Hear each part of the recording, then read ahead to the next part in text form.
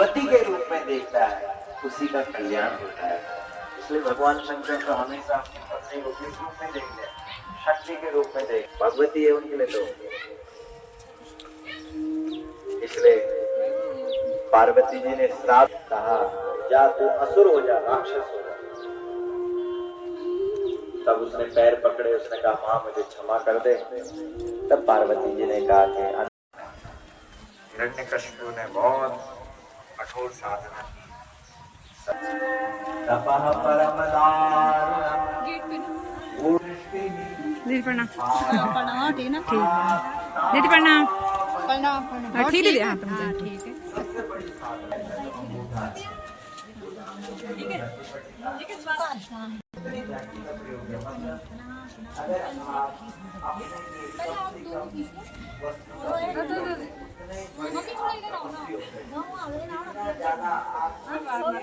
है।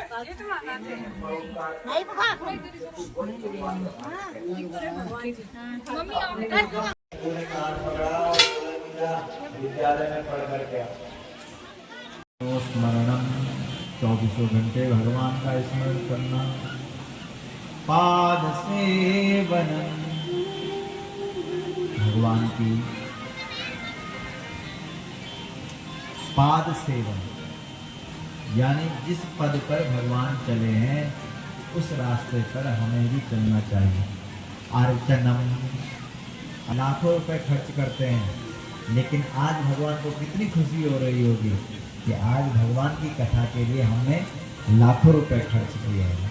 संसार के लिए तुम खर्च करते हो तो संसार के लिए जितना मर्जी खर्च करो, संसार के लोग खुश होंगे, लेकिन ये अर्चना भक्ति में आता है जब हम भगवान की कथा पर खर्च करते हैं। अर्चनम, वंदनम, प्रणाम, सबको प्रणाम करो, वंदनम, वंदना करो, दास्यम, दास भाव रखो, सख्यम, आत्मनिवेदन और सखा भाव रखो, और आत्मनिवेदन, अपने आप को समर्पित करो, बात खींच कर।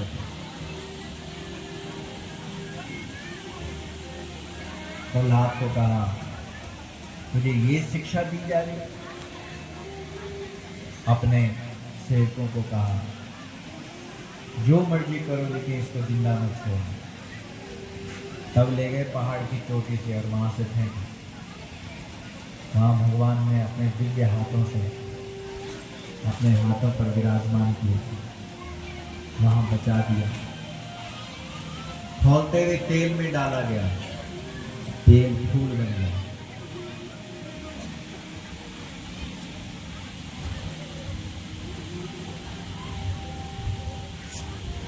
कांटों में डाला गया,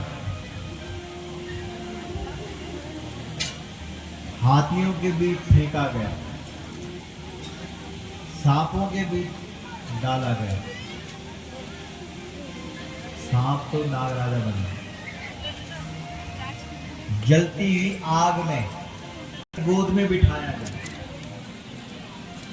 होलिका को वरदान था कि वो अग्नि में जलेगी नहीं, लेकिन होलिका जलने लगी। प्रहलाद का बाल भी बांका नहीं हुआ। जाको राखे साया मार सके नहीं कोई, बाल न बांका कर सके जो जग बैरी हो। जब प्रहलाद जी का बाल भी बांका नहीं हो, तब हिरण्यकशिपु ने कहा कि सुंदर थाली में कई प्रकार के मुझे किसने खिलाया? तब कहा प्रहलाद ने, सरक्षिता रक्षति यो हि गर्भे, सरक्षिता रक्षति यो हि गर्भे। पिताजी, माँ के छोटे से गर्भ में जब भगवान रक्षा कर सकता है, अब फिर से हिरण्यकशिपु ने विद्यालय भेजा, तो कहा इसको पढ़ाओ, अच्छी शिक्षा दो, ऐसी शिक्षा दो जिससे नारायण को भूल जाए। सारे राक्षस बालकों ने विद्यालय में घेर दिया प्रहलाद को। कहा, प्रहलाद तेरे पास ऐसा कौन सा मंत्र है रे कि तुझे आग में फेंका जाता है वहां भी तू जलता नहीं है, पहाड़ की चोटी से गिराया जाता है वहां भी तू मरता नहीं, बीच में फेंका गया वहां भी तू नहीं मरा, तेरे पास ऐसा क्या है? प्रहलाद ने कहा, मेरे पास है भगवान का नाम। भगवान का नाम सुमिरन करते रहो, बोलते रहो, हरि बोल। क्या बोल? हरि बोल, हरि बोल, हरि बोल, हरि बोल, हरि हरि बोल, हरि हरि बोल, हरि बोल। दोनों हाथ खड़ा करके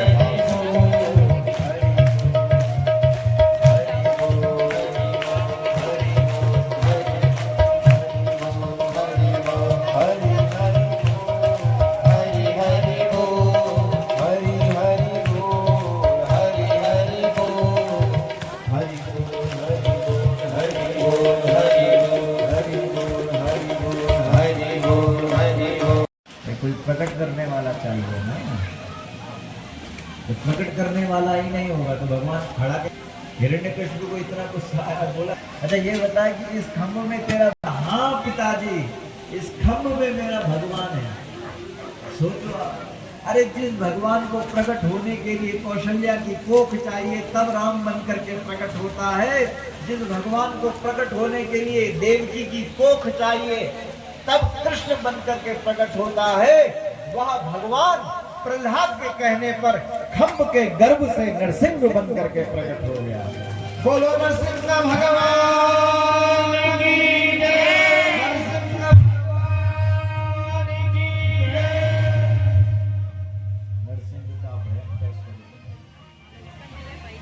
अरे बद्रीनाथ की यात्रा करने से पहले नरसिंह का मंदिर आता है, कहाँ? जोशी मठ में। नरसिंह किसका देवता है? ईमानदारी का देवता है। और किसका देवता है? पहाड़ के लोगों के घरों में नरसिंह के और नागराजा की पूजा होती है। और नागराजा कौन है? नारायण है। नारायण की पूजा तभी लगेगी जब हम नरसिंह की पूजा करेंगे।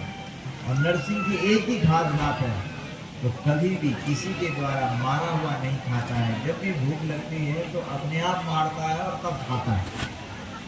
इसलिए ईमानदारी से जीने वाला व्यक्ति सुखी रहता है, प्रसन्न रहता है, आनंद में रहता है। इसलिए भगवान नरसिंह ने अपने पहने पहने नाखूनों से, अपनी बलिष्ठ भुजाओं से, अपनी जंघा पर हिरण्यकशिपु को, तब आंकड़ियों की माला अपने गले में डाला। सुरगणः मुनयोत सिद्धः सत्वैकतान मतयो वचसां प्रवाहै नाराधितुं नापि पितुः किन्तोष्टुमर्हति समे हरिरुग्र जाते। नरसिंह भगवान खुश हो रहे हैं। किसी को नजर लग जाती है, किसी को कोई दोष लग जाता है, इस स्थिति को बोल देना, उसकी नजर उतर जाएगी। नरसिंह भगवान को खुश करने का मन। ब्रह्मादय सुरगणा मुनयोथ सिद्धः सत्वैकं सकिरीट कुंडलम् सपीत वस्त्रं सरसीरुहेक्षणम् सहार वक्षस्थल कौस्तुभश्रियम् नमामि विष्णुं शिरसा चतुर्भुजम्। भगवान ने ध्रुव जी को कहा,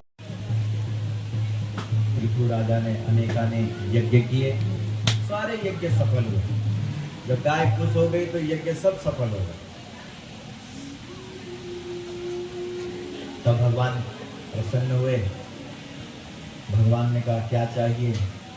बोला, कर्णायुतमेशमेव वरम, मुझे 10,000 काम दो।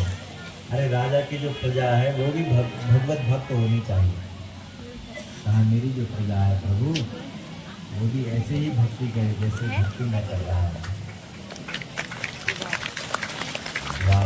हमारे आदरणीय भाई साहब का भी पदार्पण हो गया है। एक बार जोरदार ताली से हमारे आदरणीय श्री संजय डोभाल जी बहुत ही विनम्र और सरलता की मूर्ति है। देखो हल्ला मत करो। जो प्रसंग चल रहा है कितना अच्छा चल रहा है। तो जिस समय पृथ्वी के सामने भगवान प्रकट हुए हैं, राजा के सामने भगवान प्रकट हुए, तो राजा ने कहा कि जो भक्ति मेरे अंदर है वही भक्ति मेरी प्रजा के अंदर भी होनी चाहिए। बोलो गौ माता की जय। हर हर महादेव।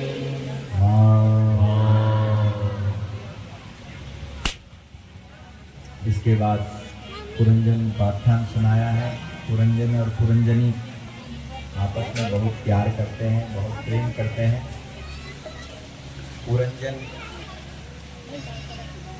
पुरंजनी की याद में उसने शरीर छोड़ दिया, स्त्री बनना पड़ा, स्त्री बना।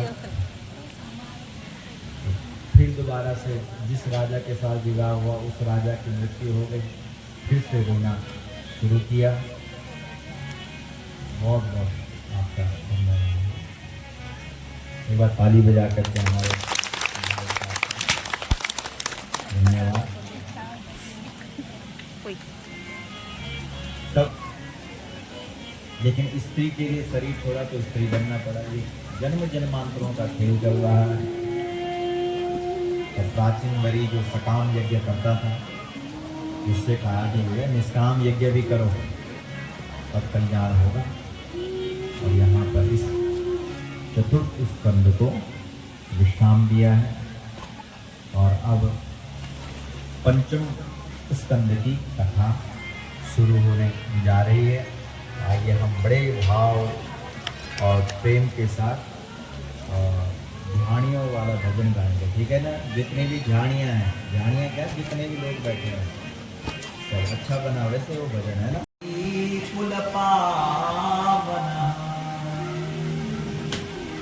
इसलिए वंश के जो पितर होते हैं वो पितर भी तेरे जैसे भक्त की प्रतीक्षा करते हैं और इसीलिए चाहते हैं कि हमारे वंश में अच्छे अच्छे भक्त पैदा होते रहे, क्योंकि एक भी भक्त पैदा हो गया तो 21 पीढ़ियों के पितर तर जाते हैं, उनका आशीर्वाद मिल जाता है। इसलिए हे भक्त प्रहलाद, तूने तो सबका ही कल्याण कर दिया। बोलो भक्त प्रहलाद की जय। प्रहलाद जी महाराज की जय।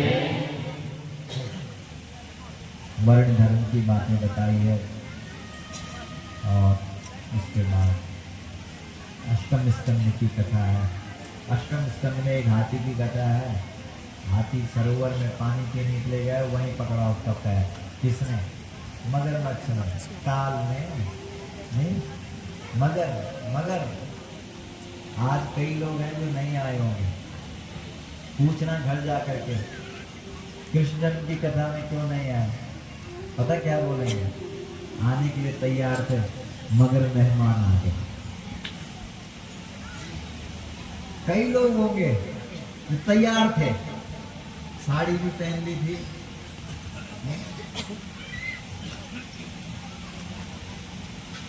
पाउडर भी लगा दिया था, काजल भी लगा दिया था। अब इतने में मेहमान आ गए। ये जो मगर है यही तो मगरमच्छ है। जो नहीं आ पाए उनका पैर किसने पकड़ा? मगर मेहमान आ गए। जैसे ही उस हाथी ने उस सरोवर में पैर रखा, पानी पीने लगा, उसका पैर भी वहां मगर में पकड़ लिया। बहुत ताकत लगाई उसने, लेकिन नहीं छुड़ा पाया। उसने अपने रिश्तेदारों को बुलाया, सारे रिश्तेदार लगे, कोई भी उसका पैर छुड़ा नहीं पाया। तब उसने उसी सरोवर से एक फूल तोड़ा और वो भगवान को चढ़ाया। हे गोविंद हे गोपाल अब तो जीवन हारे। पहली बार इस गजेंद्र ने हार स्वीकार की। नाक कान डूबन लागे कृष्ण को पुकारे। नाक कान डूबन लागे कृष्ण को पुकारे। तब रोया ये आखिरी में। द्वारिका में शब्द करो शोर भयो भारे। शंख चक्र गदा पद्म